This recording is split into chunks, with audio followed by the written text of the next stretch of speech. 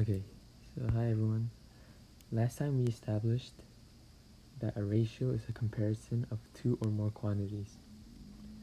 So this time we are going to move on to ratios with measurements and ratios and measurements. So what do I mean by this? Well, in the context of measurement, ratios help us compare measurements of different quantities. Ratios can be written in a different form, such as this with using that symbol, colon, or as a fraction. Both of these are the same thing. They both are the same ratio of 1 to 2. And this is like a quick refresher to what we did last time. This time, what I mean by ratios and measurements, I'll show an example. So suppose you're making a fruit punch by mixing 2 cups of orange juice and 3 cups of pineapple juice. The ratio of orange juice to pineapple juice is 2 to the 3, or 2/3. This means for every 2 cups of orange juice, you use 3 cups of pineapple juice for each fruit punch mix that you are making. Okay, now as for another example, let's say there are 2 cars and they're racing. A car travels 120 miles in 2 hours. 20 miles in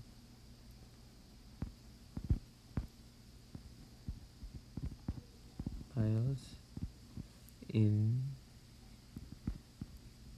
2 hours. And then, so this is car A. And then car B travels 150 miles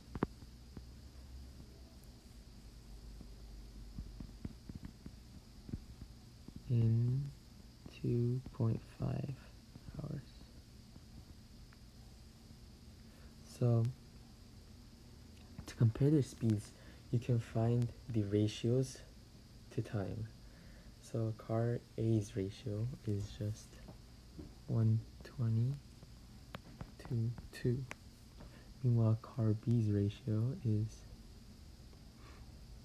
150 to 2.5. So ratios kind of help make it easier.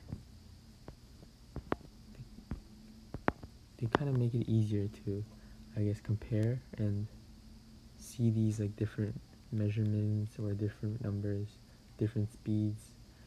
It's easy to compare, and ratios are just good for comparison. And in these word problems that involve measurements of hours, miles, things like that, ratios are extremely helpful. So 120 to 2 and 150 to 2.5. Since they're different times, it's kind of hard to tell which one is faster, right? So we can simplify these ratios. Since 120 to 2 is just 120 over 2, it is just 60 to 1. 60 to 1. And since 150 over 2.5 is just 150 over 2.5, like a fraction, that is just 60 to 1 as well. So both cars are moving at the same speed. Since the times are different, it's kind of hard to tell which one is going faster, but ratios, if you simplify these ratios, it's easy to tell. Okay, now let's do one problem and then try it by yourselves, of course, so that you guys will be able to tell which one is which and understand this concept better. So, a cake requires a ratio of 2 cups of flour to 1 cup of flour, to 1 cup of sugar. So 2 cups of flour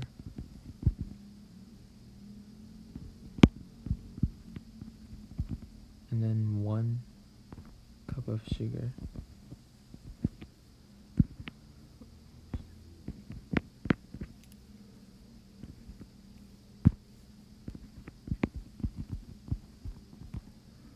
And 1 cup of sugar. So how much flour would you need if you use 3 cups of sugar? So as of now, the ratio is 2 to 1.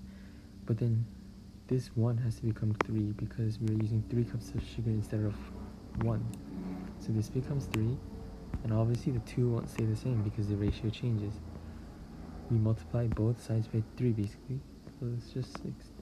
So ratios, if you just write it out, is really easy to tell between, like, tell how to compare and things like that between different values just by writing it down. So make sure you write it down for ratios. That's the most important thing. And then just simplify to the smallest possible number. That's how you could compare it better. Let's do one more example problem. Okay, so let's say you're exchanging money at a rate of $1 USD to 0.85 euros. So if you exchange 200 US dollars, how many euros will you get? Okay, pause the video and solve this problem on your own.